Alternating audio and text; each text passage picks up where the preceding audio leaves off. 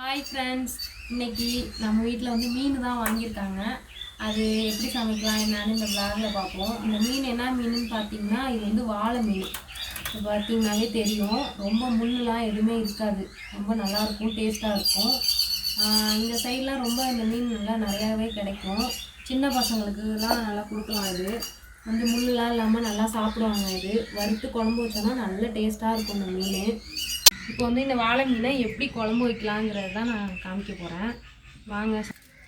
இப்போ இந்த மீன் குழம்புக்கு வந்து தக்காளி அரிய போகிறோம். சின்னதாக குட்டியாக அரிஞ்சிக்கலாம். சம்மர் டைமில் வந்து மீன் தான் ரொம்ப நல்லது. அதிகமாக மீன் தான் சாப்பிட்ணும். குழந்தைங்களுக்கெல்லாம் மீன் கொடுக்கணும். பெரியவங்க எல்லாருமே மீன் தான் அதிகமாக சாப்பிட்ணும். எங்கள் ஊர் சைடு பார்த்திங்கன்னா மீன் தான் அதிகமாக கிடைக்கும். நாங்கள் வந்து பூம்புகார் சைடில் இருக்கோம். அதனால் பீச் சைடு தான் இது. அதனால் இங்கே ரொம்ப மீன்லாம் அதிகமாக சீப்பாகவே ரொம்ப கிடைக்கும். வாரத்தில் 2-3 நாள் எப்படியும் மீனாக தான் இருக்கும். இங்கே பச்சை மிளகா ஒன்று கட் பண்ணிக்கணும். அடுத்து பார்த்திங்கன்னா வெங்காயம், சின்ன வெங்காயமாக இருந்தால் இன்னும் நல்ல டேஸ்ட்டாக இருக்கும். இந்த மீன் குழம்புலாம் பார்த்திங்கன்னா கேஸ்லலாம் வைக்கிறத விட இது மாதிரி அடுப்பில் வந்து விறகடுப்பை வச்சு மண் சட்டியில் வச்சு சமைச்சு சாப்பிட்டோன்னா அவ்வளோ ஒரு டேஸ்ட்டாக இருக்கும். இப்போலாம் ஆனால் முடியறதில்ல அது மாதிரிலாம் செஞ்சு சாப்பிட. ஏதோ எப்போயாச்சும் டைம் கிடைக்கும்போது அந்த மாதிரி செஞ்சு சாப்பிட்டுக்கிட்டா கொஞ்சம் நல்லாயிருக்கும்.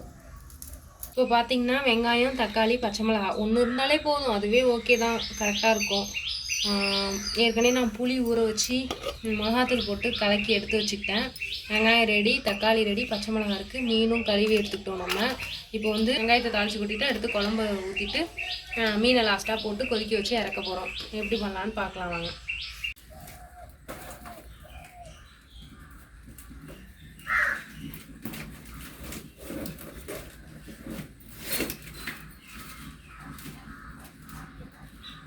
இப்போ வந்து அடுப்பு பற்ற வச்சுட்டோம். அடுப்பை பற்ற வச்சாச்சு. அடுத்து சட்டியை போட்டாச்சு. சட்டி காஞ்சோன்னா எண்ணெயை ஊற்றணும். எண்ணெய் தேவையானாலும் ஊற்றிக்கோங்க.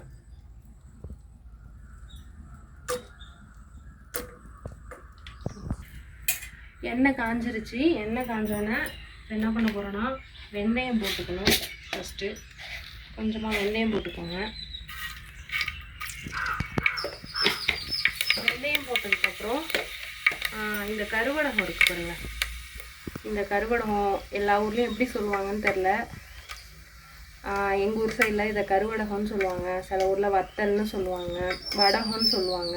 இது கொஞ்சம் போட்டு தாளித்தோன்னா எல்லா குழம்புக்கும், புளி குழம்பு, மீன் குழம்பு எல்லாத்துக்கும் ரொம்ப நல்லாயிருக்கும். இது கொஞ்சம் போட்டு தாளிச்சுக்கோங்க. கருக விடாமல் தாளிக்கணும். கசக்கும் கருகி போயிடுச்சுன்னா. அதனால் கருக விடாமல் தாளிச்சுட்டு கட் பண்ணி வச்சுருக்க வெங்காயத்தை போட்டுக்கோங்க. வெங்காயத்தை போட்டு வதக்கணும்.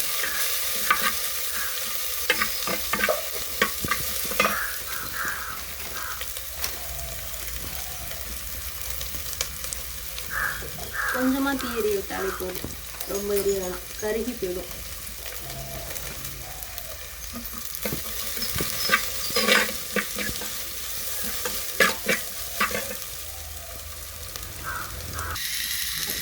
அடுத்து தக்காளி போட்டுக்க போகிறோம்.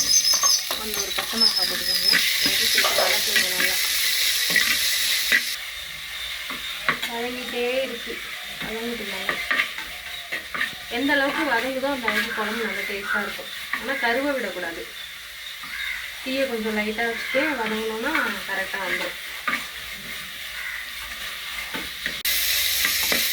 காற்றுலாம் அடிக்கலை, அதனால் அடுப்பு ரொம்ப நல்லா எரியுது. காற்று அடிச்சுன்னா அடுப்பே எரியாது, அணைஞ்சு போகும். நல்லா வதங்கிருச்சு. இப்போ நம்ம கரைச்சி வச்சுருக்க குழம்பு வந்து அதில் ஊற்ற போகிறோம். புளி ஒரு 5 நிமிஷம் ஊற வச்சு எடுத்துக்கிட்டு நல்லா புளி தண்ணி எடுத்துகிட்டு அதில் மிளகாத்தூள் எந்த அளவுக்கு அவங்க காரத்துக்கு தகுந்த மாதிரி மிளகாத்தூளை போட்டு கலக்கி எடுத்துக்கிட்டு இது எல்லாத்தையும் வதக்கிட்டு இப்போ வந்து இந்த குழம்பு ஊற்றி தாளிக்க போகிறோம்.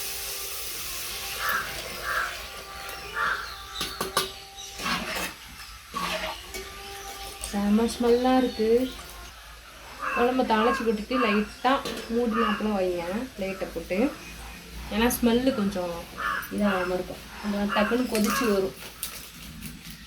குழம்பு நல்லா திக்காக கொதிச்சு சுண்டி வந்துட்டு இப்போ வந்து மீனை போட்டு ஒரு 3 கொதி கொதிச்சா போதும், அவ்வளோதான், இறக்கிட வேண்டியதுதான்.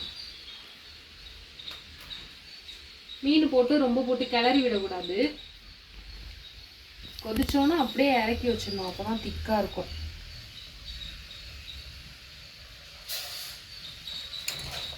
இந்த வாழை மீன் பார்த்தீங்கன்னா சுண்ணாம்பு வாழைன்னு சொல்லுவாங்க இதை சில பேர். நல்லா ஹார்ட்டுக்கெலாம் ரொம்ப நல்லது.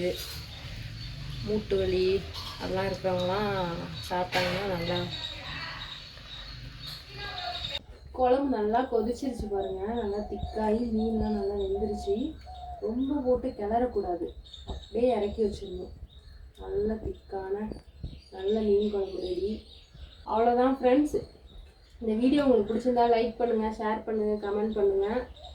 இந்த மாதிரி நிறையா வீடியோ இன்னும் வந்துகிட்டே இருக்கும். மறக்காமல் சப்ஸ்கிரைப் பண்ணிக்கோங்க நம்ம சேனலை.